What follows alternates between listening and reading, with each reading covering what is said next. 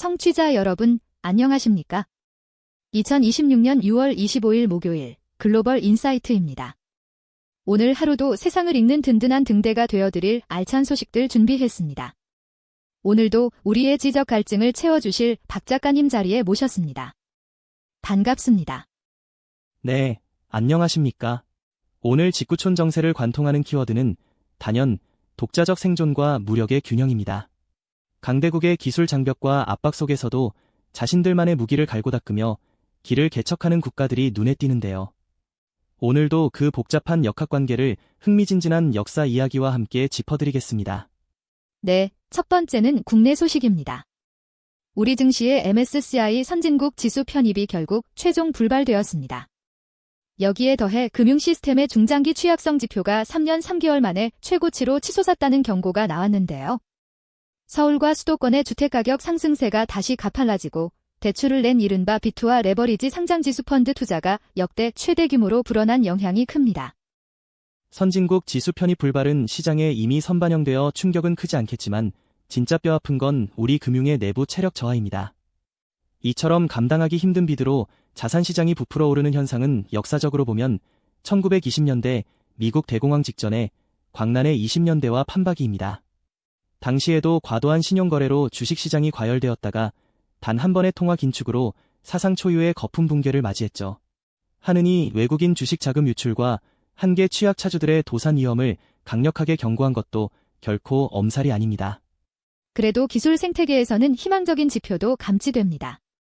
카이스트 연구팀이 적은 데이터만으로도 로봇이 초정밀 작업을 수행할 수 있는 인공지능 모델 DS4를 세계 최초로 개발했고, 정부는 호남과 충청 지역에 새로운 반도체 클러스터를 추가로 조성하는 방안에 대해 최종 조율을 진행 중입니다.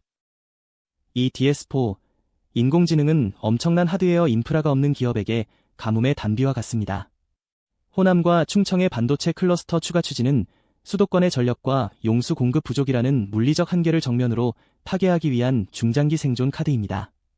마치 19세기 영국 산업혁명 당시 공업벨트가 석탄 산지를 중심으로 전국으로 확장되며 국력을 키웠던 산업 재편의 과정과 결이 완벽하게 일치합니다. 그렇군요. 하지만 정치권의 갈등은 갈수록 심화하고 있습니다. 더불어민주당 정청래 대표가 사퇴하며 연임 도전을 선언해 당내 계파 갈등 조짐이 보이는 가운데 안규백 국방부 장관에 대한 탄핵 청원도 15만 명에 달하며 공방이 뜨겁습니다. 일부 여론조사에서는 이재명 대통령에 대한 부정평가가 과반을 넘어섰습니다. 내란 혐의로 탄핵을 받은 윤석열 전 대통령 사퇴 이후 우리 정치 무대는 상호 불신과 갈등이라는 심각한 후유증을 앓고 있습니다. 국방장관의 탄핵 공방과 국정 부정평가는 이러한 여야의 끝없는 안보 진흙탕 싸움과 더불어 자산 취약성에 노출된 대중들의 심리적 불안감이 여과 없이 표출된 결과라고 풀이됩니다. 다음은 미국 소식입니다. 도널드 트럼프 대통령이 서민들을 위한 초당적 주택법안 서명을 전격 취소하고 유권자의 신분증 제시를 의무화하는 Save America 액트를 통과시켜야 한다며 의회를 압박해 입법 마비를 이끌었습니다. 민생에 밀접한 대형 주택 안건을 볼모로 잡고 자신의 정치적 생존과 대선 구도를 위한 법안 관철을 유도하는 아주 극단적인 거래의 기술입니다. 역사적으로 보면 이는 19세기 말 미국 정치의 고질병이었던 분할 정부 하에서 여야가 예산안을 인질 삼아 국정을 파탄냈던 정파적 기싸움과 흐름이 똑같습니다. 우정 청장이 우편 투표 제한을 위한 명단 요구를 옹호하고 나선 것도 트럼프의 지지층 결집용 카드로 이해할 수 있죠. 마치 과거 19세기 중반 링컨 시대 이전 선거권 제한을 둘러싼 정쟁을 환기시킵니다. 한편 외교가에서는 미국과 이란이 오랜 산고 끝에 잠정 평화협정에 동명했음에도 핵시설 사찰 여부와 동결 자금 사용처를 두고 공공연히 각을 세우며 합의 자체를 위태롭게 만들고 있습니다. 겉으로는 악수를 하면서 속으로는 각자의 무기를 세우는 양상입니다. 1970년대 미소 대탕트 시절 전략무기 제한협정을 체결하고도 상호신뢰의 부재와 세부사찰 조항 탓에 한순간의 냉전으로 회귀했던 비극이 겹쳐 보입니다. 확실한 굴복을 원하는 트럼프 행정부와 자주적 생존을 고집하는 이란이 평화라는 하나의 침대에서 동상이몽을 꾸는 셈입니다. 역사적으로 외교에서 상대의 무릎을 꿇리려다 합의가 깨진 사례는 셀 수 없이 많죠. 자본시장 동향도 짚어보겠습니다. 뉴욕 증시는 6월 24일 기술주 투매 우려로 혼조세 마감했고 1분기 경상수지 적자는 전 분기보다 늘어난 2,268억 달러를 기록했습니다. 메모리 제조사 마이크론 테크놀로지가 사상 최대 실적을 올렸는데도 마이크로소프트 등 대형 빅테크와 함께 주가가 꺾였다는 사실이 흥미롭습니다. 이는 시장 참여자들이 단순히 장밋빛 낙관론에만 빠지지 않고 경상수지 적자폭 확대 같은 것이 경제적 결함에 더욱 민감하게 반응하기 시작했음을 시사합니다. 중국 소식입니다.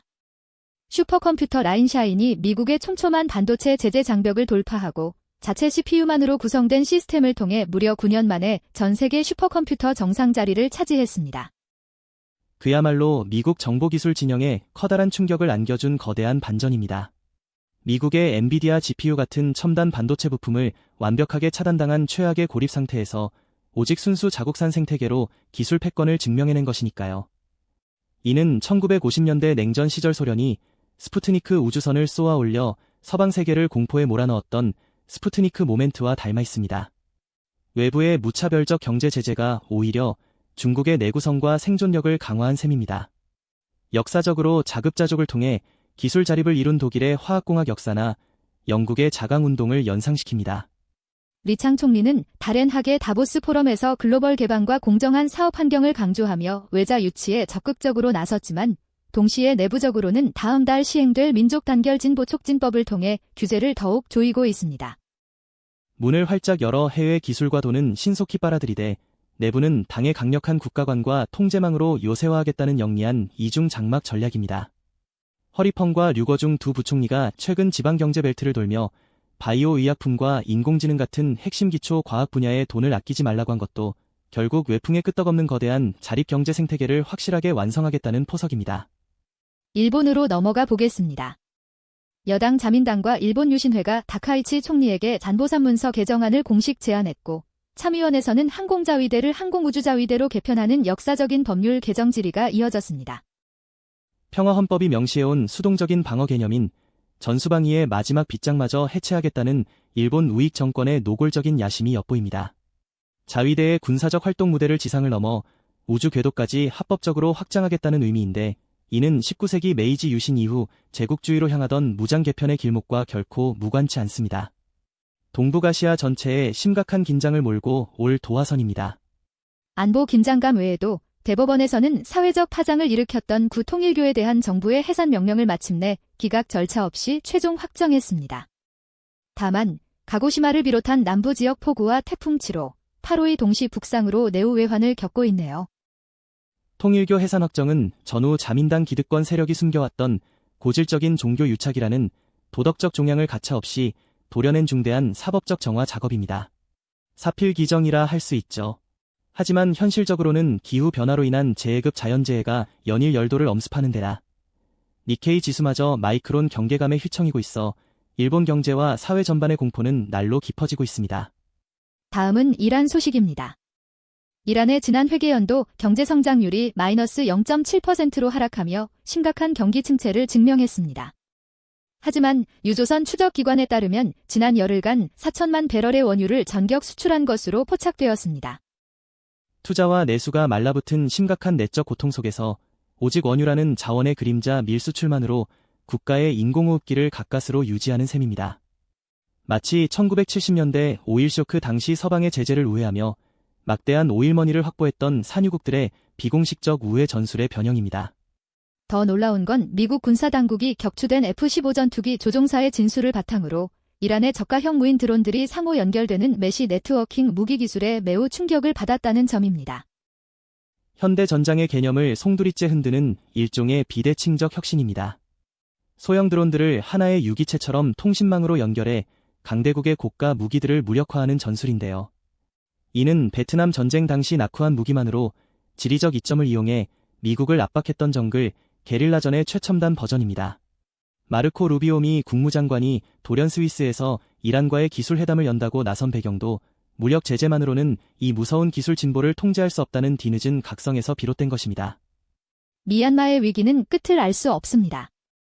치솟는 인플레이션이 24.6%를 넘었고 대규모 홍수로 1만여 명의 수재민이 발생했습니다. 그런데 군부 독재자인 민 아웅 흘라잉 대통령은 기이하게도 완전한 전기차 국내 생산을 고집하고 나섰습니다. 생지옥이나 다름없는 내전 한복판에서 느닷없이 전기차 산업 육성을 외치는 건 국민의 고통에는 관심도 없다는 뜻입니다. 실제 내막을 보면 그의 일가가 중국산 전기차 수입 루트를 전격 장악하고 있거든요. 이는 과거 1980년대 국가 금고를 사유화하며 세기의 도둑이라 불렸던 필리핀의 마르코스 독재 가문의 족벌형 권력 남용과 완전히 똑같습니다. 국가의 안보와 산업을 오직 가문의 부의 증식 수단으로 이용하고 있는 것이죠. 군부의 잔인한 무차별 폭격으로 민간인 700여 명이 무참히 사망하자 유럽연합은 미얀마를 세계 9대 위기국으로 지정했습니다. 하지만 아세안 국가들은 정작 미얀마와 양자 협력을 모색하고 있다고요? 국제사회의 단일 대오가 깨진 것입니다. 일부 아세안 장관들은 인권이라는 대의보다는 현실적 통제력을 가진 군부 정권의 외교적 실체를 인정하고 심지어 가상의 의석을 주어 실리를 챙기는 거래를 시작하려 합니다. 결국 지정학적 가치가 도덕적 규범보다 우위에 서는 국제정치의 씁쓸하고도 잔인한 단면입니다. 마지막으로 수단입니다. 수단이 과거 이스라엘과의 정상화 합의를 뒤엎고 러시아 및 이란과의 은밀한 안보 미로를 강화하고 있습니다. 이란이 홍해 기지에서 수단 군부의 드론 전술을 직접 제어하고 있다는 보고서도 나왔습니다. 아프리카와 중동을 연결하는 최고의 지경학적 급소인 홍해 해역에 전운이 깊어지고 있습니다. 수단 군부가 생존을 위해 극단 세력인 이란과 연합하고 러시아의 인프라를 바치는 건 1950년대 수에즈 운하 국유화로 서구 세력을 뒤흔들었던 이집트 나세르의 권력 공백 극대화 전략과 맞닿아 있습니다. 만약 이 전술이 예멘 후티 반군 세력과 통합된다면 세계 무역으로는 완전히 얼어붙게 됩니다. 국내적으로는 9년 만에 국영해운 쌓인 수단 라인의 깃발을 올리며 60척 선박 구축에 나섰고 심각한 원자재 부족을 직접 수입으로 극복하려는 독자적인 전시 통제 경제로 전환 중입니다. 타국 수송망에 기대지 않고 독자 해운망을 부활시켜 생존하겠다는 처절한 전시 생존 투쟁입니다. 제2차 세계대전을 전후로 전 국가적 수송력 국산화에 목을 메었던 역사적 고투를 연상케 하죠. 다행히 외환 조치로 수단 파운드화가 단기 급반등했으나 반군인 신속지원군의 에로베이드 함락이 초읽기에 들어가며 대량 학살의 일촉즉발 위기가 상존해 있습니다. 네, 오늘 전 세계의 거대한 갈등과 생존을 위한 역동적인 투쟁을 짚어봤습니다. 박 작가님, 오늘 내용을 정리해 주실 한 줄 평 부탁드립니다. 오늘의 한 줄 평은 바람이 불지 않을 때 바람개비를 돌리는 방법은 내가 앞으로 달려나가는 것이다입니다. 제재와 갈등의 거센 파도 속에서도 각국은 독자적인 기술과 돌파구를 찾아 달리고 있습니다. 우리 역시 대외적 외풍에 흔들리기보다는 스스로의 내실을 굳건히 다져가며 앞으로 전진해야 할 때입니다. 네, 오늘 전 세계의 소식을 통해 스스로를 돌아보는 귀한 통찰을 얻을 수 있었습니다.